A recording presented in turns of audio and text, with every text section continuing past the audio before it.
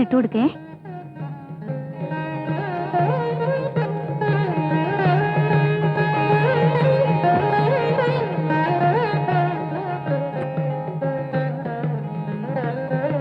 എന്തൊക്കെ പറഞ്ഞാലും പ്രകാശിന്റെ അഭാവം ഒരു പോരായ്മ തന്നെയാ, സംശയമില്ല. ഒരു മകള് മാത്രമുള്ള കുടുംബത്തില് മരുമകന് മകന്റെ സ്ഥാനല്ലേ? ഭാര്യയുടെ അച്ഛന്റെ 60-ാം പിറന്നാളിന് വരാതിരിക്കാൻ മാത്രം അവൻ അവിടെ എന്താ ഇത്ര ജോലി? ബാങ്കിലെ കാര്യം അപ്പച്ചിക്ക് അറിയാഞ്ഞിട്ടാ. പരിശോധന സമയത്ത് മാനേജർ അവിടെ ഉണ്ടായേ പറ്റൂ. ഈ ബാങ്ക് മാനേജർ എന്ന് പറയുന്ന ആള് ഇന്ത്യൻ പ്രസിഡന്റ് അല്ലല്ലോ. അതുകളാ എന്താ ഇങ്ങനെ പറയുന്നത്? നമ്മളോട് ഇന്ന് വരെ പ്രകാശ് ഒരു മകനെ പോലെയല്ലേ പെരുമാറാറുള്ളത്? എന്തെങ്കിലും ഒരു വഴിയുണ്ടെങ്കിൽ തീർച്ചയായും വന്നേനെ. ഹലോ, ഞാനാ. എന്താ ശബ്ദമല്ലാതിരിക്കുന്നേ? ഇന്നലെ രാത്രി ഉറങ്ങിയില്ലേ? പനിയോ? പനിയുണ്ടെങ്കിൽ കുളിക്കല്ലേ? പ്രകാശേട്ടന്റെ ഫോണാ. അച്ഛന് വല്ലാത്ത പഠിപ്പോ, വരാത്തോണ്ട് എല്ലാരും പിണങ്ങിയിരിക്കുക. അച്ഛന്റെ കയ്യിൽ കൊടുക്കൂ, ഞാൻ സംസാരിക്കാം. കൊടുക്കാം. പ്രകാശേട്ടന് അച്ഛനോട് സംസാരിക്കണോ? എനിക്ക് അച്ഛനോട് സംസാരിക്കണം. Many many happy returns of the day. അച്ഛൻ എന്നോട് ക്ഷമിക്കണം, ഇവിടെ ചില പ്രശ്നങ്ങൾ ഉണ്ടായിപ്പോയി. ദേ ഇപ്പൊ പനിയായിട്ട് കൂടി ഞാൻ ജോലിക്ക് പോവുക. എനിക്ക് യാതൊരു പരിഭവമില്ല. ഡ്യൂട്ടി കംസ് ഫസ്റ്റ്, ബാക്കിയെല്ലാം പിന്നെ. ആ, ഉണ്ണീസുമതി വന്നല്ലോ, അത് തന്നെ ധാരാളം. Thank you very much. Hello അച്ഛാ, ഞാനാ മാല അപ്പൂപ്പന്റെ കഴുത്തിലിട്ടത്. അച്ഛൻ എന്ത് കഴിച്ചു? അച്ഛൻ പൊടിയേരി കഞ്ഞി കുടിച്ചു. മോൻ വഴക്കൊന്നും ഉണ്ടാക്കരുത് കേട്ടോ. അമ്മയെടുത്ത് കൊടുക്ക്. ഹലോ, എന്തായാലും അധികം അലഞ്ഞു തിരിഞ്ഞ് നടക്കണ്ട.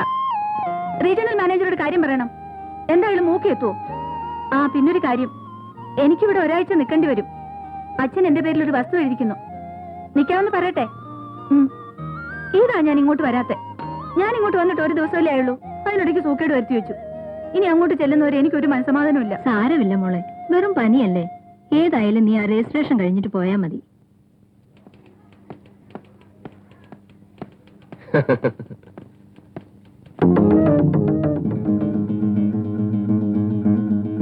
Good morning Mrs Renuka. കുറച്ചു നേരമായി കാത്തിരിക്കുന്നു.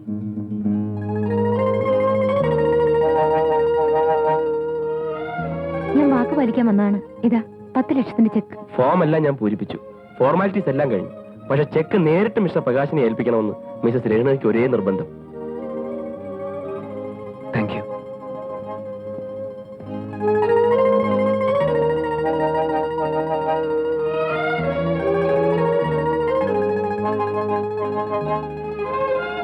എന്താ ഒന്ന് പുഞ്ചിരിക്കാൻ കൂടി മറന്ന പോലെ? I am sorry. Take it easy. നമ്മൾ രണ്ടുപേരും കൊച്ചുകുട്ടികളൊന്നും അല്ലല്ലോ. Sorry, over writing.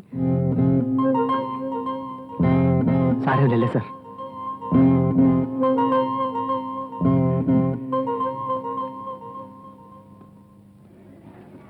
Good morning sir. Good morning sir. Good morning sir. Good morning mister Prakash. ഞാൻ അല്പം വൈകി, നമുക്ക് ഇറങ്ങാൻ പോണ്ടേ? ഞാൻ റെഡിയാണ് sir. You finish your job. ഒരു ഡെപ്പോസിറ്റിന്റെ കാര്യമാണ്. It's over. It's not over. ഞാൻ വീണ്ടും വരാം.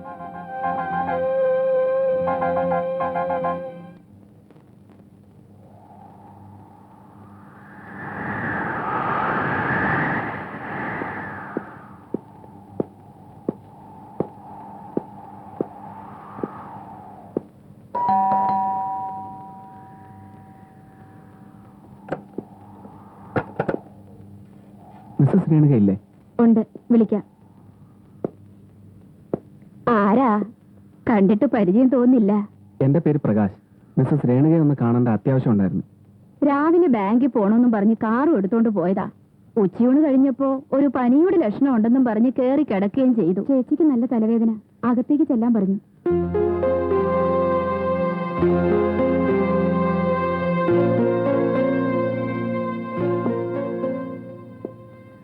പ്രകാശ്, വരൂ പ്ലീസ്.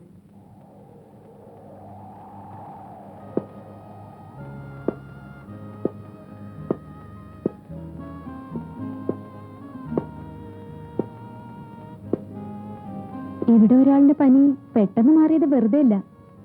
ആ ചൂട് മുഴുവനും ഇപ്പൊ എന്റെ ശരീരത്തിലുണ്ട്. എനിക്ക് ചില കാര്യങ്ങൾ സംസാരിക്കാനുണ്ട്.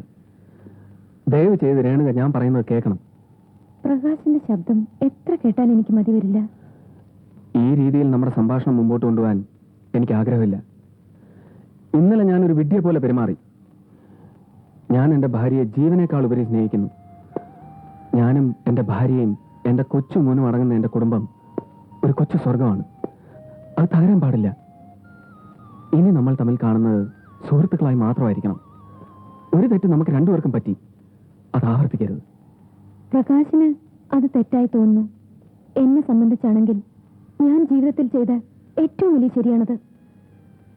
പ്രകാശിനറിയാമോ, സുന്ദരനും ആരോഗ്യവാനുമായ ഒരു വലിയ മനുഷ്യന്റെ ഭാര്യയായി 5 കൊല്ലം ജീവിച്ചവളാണ് ഞാൻ. പക്ഷേ നിങ്ങൾ എനിക്ക് സമ്മാനിച്ച ഒരു രാത്രിക്ക് ആ 5 വർഷങ്ങളെക്കാൾ ദൈർഘ്യമുണ്ടായിരുന്നു. ഞാൻ സമ്മാനിച്ചതല്ല, പിടിച്ചു പറിച്ചതാണ്. അപ്പോ ഞാനൊരു വേശ്യയാണെന്നാണ് നിങ്ങൾ ധരിച്ചിരിക്കുന്നത്? ഞാൻ അങ്ങനെയല്ല ഉദ്ദേശിച്ചത്. കിടക്ക പങ്കിടാൻ ഒരു വിടനെ കിട്ടാൻ വലിയ ബുദ്ധിമുട്ടൊന്നുള്ള നാടല്ലത്. ഞാൻ നിങ്ങളെ ഇഷ്ടപ്പെട്ടു, നിങ്ങളും എന്നെ ഇഷ്ടപ്പെട്ടു എന്ന് ഞാൻ ധരിച്ചു. എനിക്ക് നിങ്ങളെ ഇഷ്ടപ്പെട്ടു, പക്ഷെ അത് ഈ അർത്ഥത്തിലല്ല. എന്നാ ഞാൻ പറയുന്നത് കേൾക്കൂ. ഞാനൊരു സ്ത്രീയാണെന്ന അഭിമാനം എന്നിൽ സൃഷ്ടിച്ച ആദ്യത്തെ പുരുഷനാണ് പ്രകാശ്. എനിക്ക് മരണം വരെ നിങ്ങളെ മറക്കാൻ സാധ്യമല്ല. ഇനി നിങ്ങളെ കാണാതിരിക്കാൻ സാധ്യമല്ല.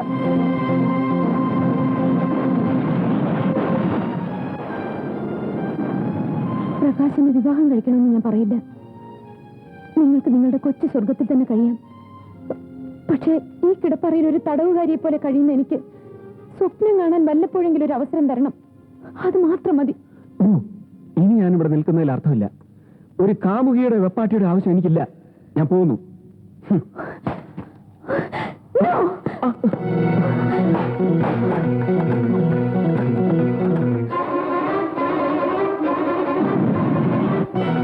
മാറിയിൽക്ക്.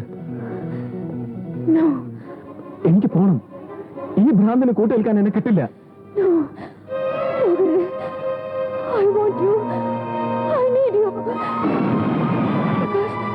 പ്രകാശ് പോകരുത്. പ്രകാശ് പ്ലീസ്, ഈ രാത്രി കൂടി എനിക്ക് തരൂ. പ്രകാശ് പോകരുത്. പ്രകാശ് പോകരുത്. എനിക്ക് പോണം. എനിക്ക് പോണം. രേണുക പ്ലീസ്.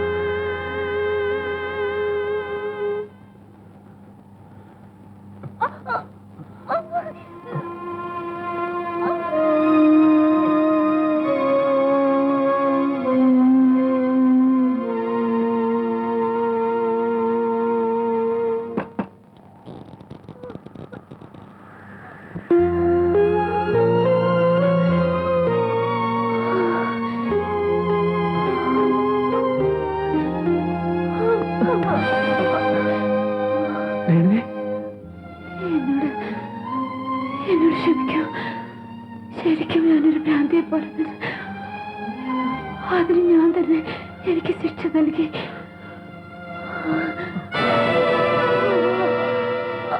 എന്താണ് ഈ കാട്ടിയത്? ദൈവമേ,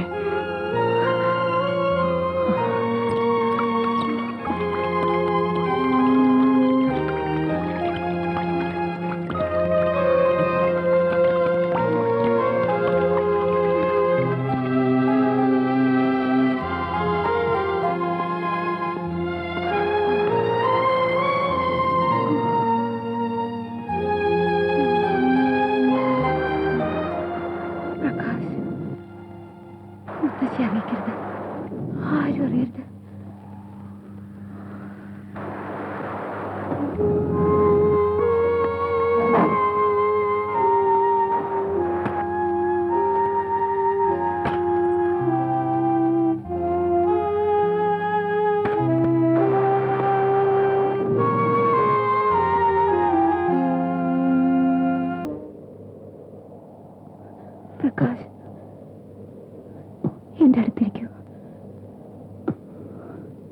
ഈ ഒരു രാത്രി കൂടി മാത്രം എന്നെ സ്നേഹിക്കാൻ അനുവദിക്കൂ, ഇല്ലെങ്കിൽ മരിക്കാൻ അനുവദിക്കൂ.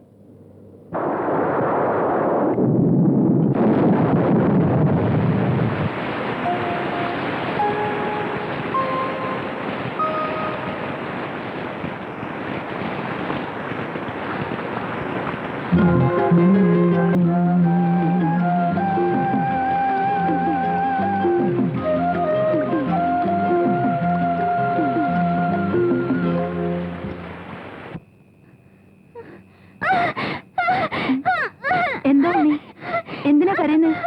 വയറ് വേദനിക്കുന്നോ? ഇന്ന് വയറ്റിൽ നിന്ന് പോയിട്ടേ ഇല്ല. കാണുന്നൊക്കെ വലിച്ചു വാരി തിന്നോളൂ.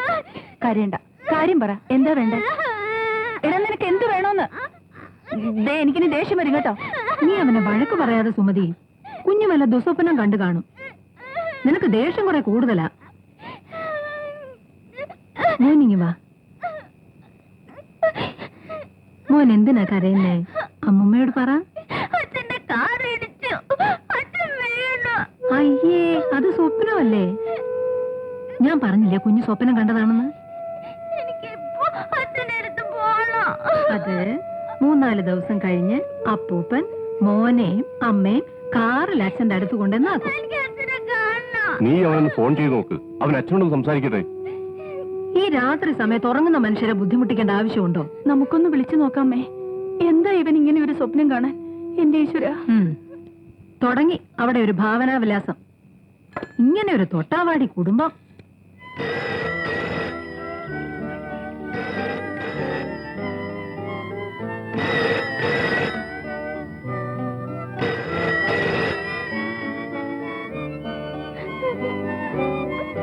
ഈ സമയത്ത് എവിടെ പോയി കാണും? ഇനി അസുഖം കൂടുതലായോ? എനിക്കൊന്നും അറിഞ്ഞൂടാ ദൈവമേ. മോൻ കഴിയാതെ. എന്തെങ്കിലും അത്യാവശ്യത്തിന് പുറത്തു പോയി കാണും, അല്ലെങ്കിൽ ടെലിഫോൺ കേടായിരിക്കും. നീ സമാധാനമായിരിക്കെ.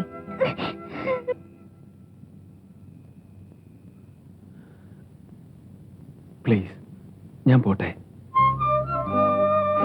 ഈ വേഷം മാറ്റിക്കൂടെ? വേണ്ട, രേണുക എനിക്ക് തന്ന വാക്ക് പാലിക്കണം. ഇത് നമ്മുടെ 2ാമത്തെ രാത്രിയായിരുന്നു, അവസാനത്തേതും. നമുക്കൊന്നും തന്നെ പറയാതിരിക്കാം. അതല്ലേ നല്ലത്. കാലത്തെ അതിന്റെ പാട്ടിന് വിടാം. ദയവ് ചെയ്ത് എന്റെ ജീവിതം തകർക്കരുത്, അപേക്ഷയാണ്. വാതിൽ തുറക്കൂ, എനിക്ക് പോണം.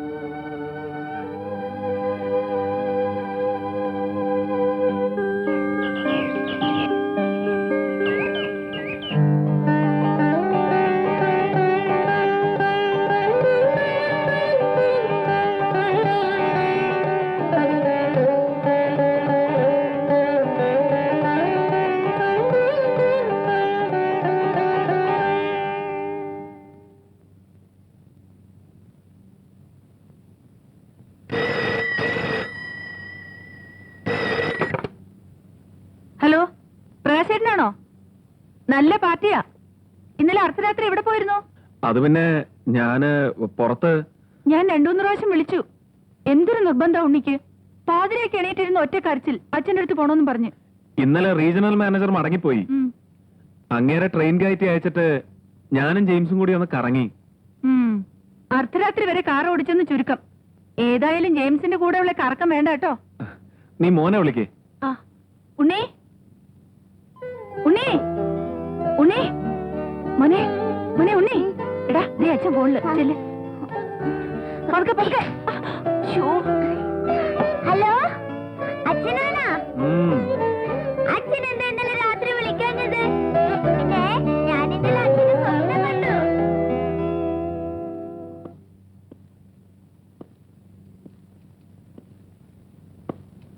മിസസ് രേണുക വിളിച്ചിരുന്നു, വീണ്ടും വിളിക്കാമെന്ന് പറഞ്ഞു. ഇനി വിളിച്ചാൽ ഞാൻ വന്നിട്ടില്ലെന്ന് പറഞ്ഞാൽ മതി. ബാങ്കിന്റെ കാര്യമില്ലാണെങ്കിൽ ജെയിംസ് സംസാരിച്ചാൽ മതിയല്ലോ. അതിപ്പോ എന്റെ കുഴപ്പമില്ലല്ലോ. ആ പെണ്ണുമ്പിള്ളക്ക് പ്രകാശ് സാറിന്റെ ശബ്ദം തന്നെ കേൾക്കണം. ഇനിയിപ്പോ സാറ് വിളിക്കാതിരുന്ന അവര് വിചാരിക്കും നമുക്ക് ഡിപ്പോസിറ്റ് കിട്ടി കഴിഞ്ഞാൽ പോസ് എടുക്കുവാണ്. ജെയിംസ്, ഞാൻ പറയുന്നത് കേട്ടാ മതി. ഇങ്ങനെ പോയാൽ എനിക്ക് വല്ലയിടത്തും പോയി മോഷ്ടിച്ച് രൂപ ഉണ്ടാക്കേണ്ടി. എന്തു പറ്റി? ഇന്നലെ 1000 രൂപയുടെ വിസിറ്റ്. അതിന് ഞാനെന്ത് വേണം? കൂട്ടാനും കുറയ്ക്കാനും പഠിച്ചിട്ട് വേണം ബാങ്കിൽ ജോലിക്ക് വരാൻ. അതിന് ഞാൻ മാത്രമല്ലല്ലോ ക്യാഷ് കൈകാര്യം ചെയ്യുന്നത്. പെമ്പിള്ളേര് ചെക്കുമായി വന്നാൽ അക്കൗണ്ടന്റ് സാറിന് ഇരിപ്പുറയ്ക്കത്തില്ല. ഓടി വന്ന് ഇടയ്ക്കൂടെ ഒരു എടുപ്പുണ്ട്. ഇന്നലെ ഞാൻ ക്യാഷിന്റെ ഭാഗത്തേക്കേ വന്നിട്ടില്ല. ആണോ? ഇനി സാറെങ്ങാനും ഗൗതം പോയി സീറ്റിലിരിക്കേ.